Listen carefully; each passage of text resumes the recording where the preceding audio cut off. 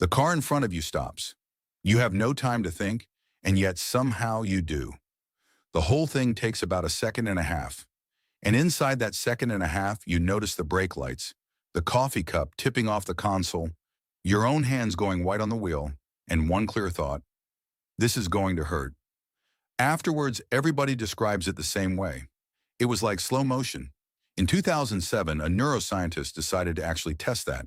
He dropped people backwards off a 15-story tower to find out whether time really does slow down when you think you're about to die. And what he found was not what anyone expected. Because it is not just car crashes. It is the moment your foot misses the last step on the staircase. It is the half second when the glass leaves your hand. It is the fight you did not see coming. In all of them, people report the same thing. The world going syrupy, every detail arriving with impossible clarity. The feeling of having far more time than you should have had. It is one of the most consistently reported experiences in all of human psychology, which raises a very specific question. Is your brain actually speeding up, or is it doing something much stranger and then telling you a story about it afterwards? To answer that, you have to know something slightly uncomfortable about how you experience time.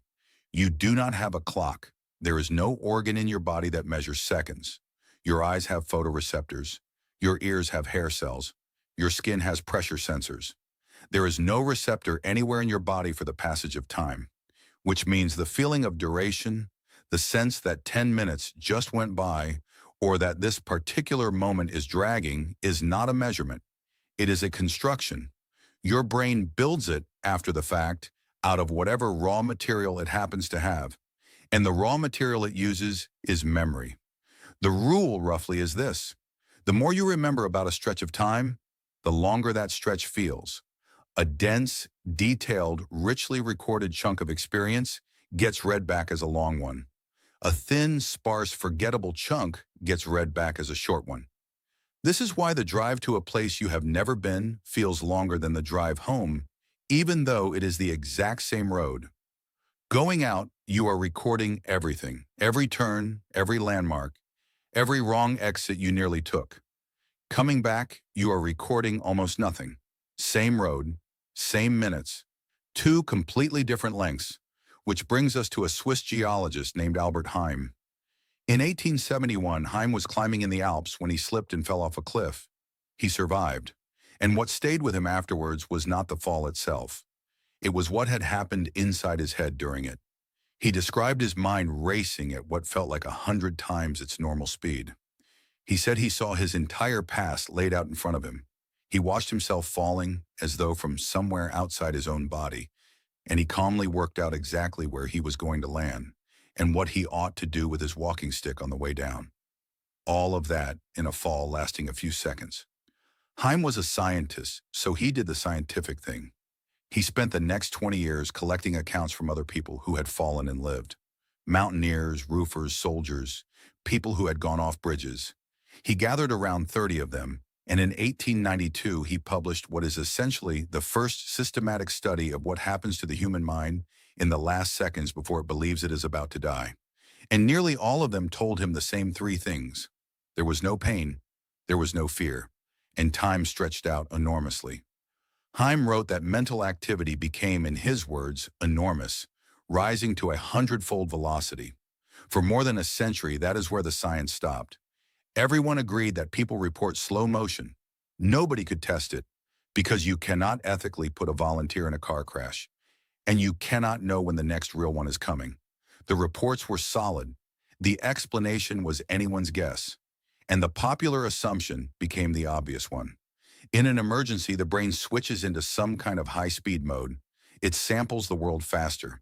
It takes in more frames per second, like a camera flipping over to slow-motion recording.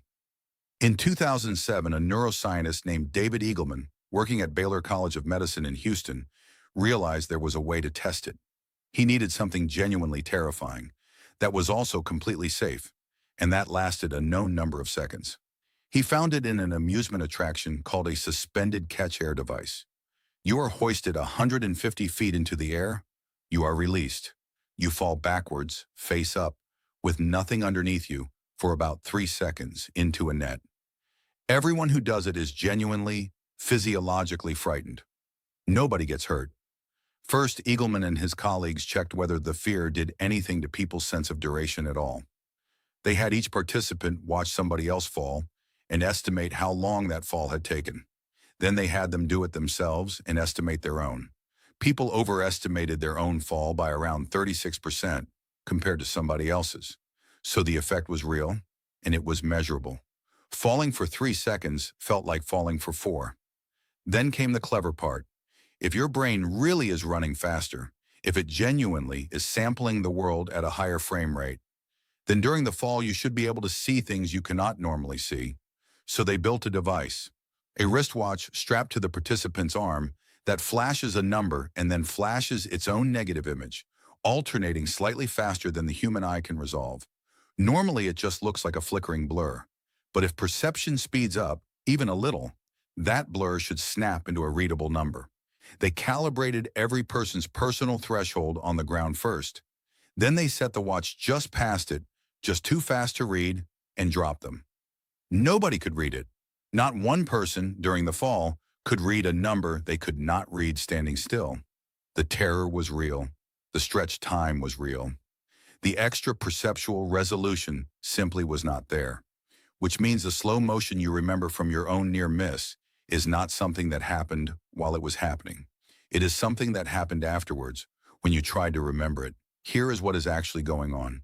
When you are frightened, your amygdala kicks in, and one of the things it does is act as a kind of second memory system, laying down a far denser, far more detailed record of events than you would normally bother to make. In an ordinary second, your brain writes down almost nothing.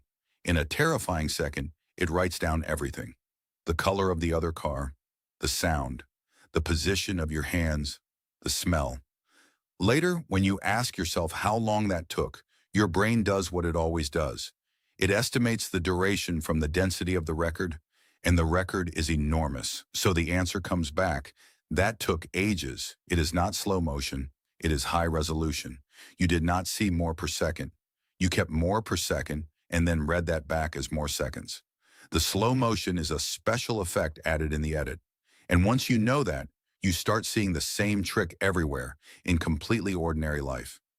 In the lab, if you show someone a repeating series of identical pictures and then slip in one that is different, people consistently judge the odd one out as having stayed on the screen longer, even when every single image is shown for exactly the same time. It is called the oddball effect, and it is the same mechanism in miniature. Novelty means a bigger neural response. A bigger neural response means a denser record. A denser record reads back as more time, which happens to be the real answer to a question you have probably asked yourself. Why does a year take forever when you are 8 and about 10 minutes when you are 35? Nothing about the clock has changed. What has changed is how much of it you are writing down. When you are 8, almost everything is an oddball. Everything is a first. Everything is unfamiliar. Everything gets recorded. By 35, you have been to this office, driven this road, and had this exact Tuesday several thousand times. The year is just as long. The recording is much shorter. It is worth saying that genuine perceptual slow motion does exist in nature. It just is not what you have.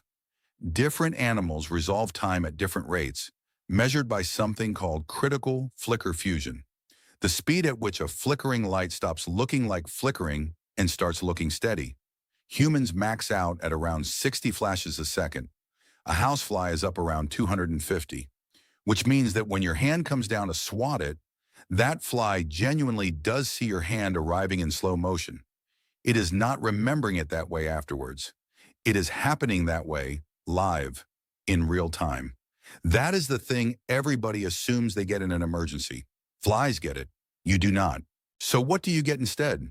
Something arguably more interesting. In the moment of a crash, your brain makes a bet. It bets that this 1 second matters more than the last 10,000, and that it should be recorded in maximum detail at the cost of everything else. That bet is why a survivor can still describe the pattern on a stranger's shirt 4 years later, and it is also why the memory feels stretched. The stretch is the receipt for how much got saved, which means the experience everybody describes as time slowing down is, in a strange way, backwards. Nothing slowed down. You sped up your recording, not your perception. The slowness is not in the event at all. It is in the playback. So, the car in front of you stops. A second and a half, the brake lights, the coffee cup, your hands on the wheel. One very clear thought. And it will feel, for the rest of your life, like it took much longer than that. Not because the world handed you extra time, but because for a second and a half, your brain decided that nothing was worth forgetting, and then billed you for it in the only currency it has: time.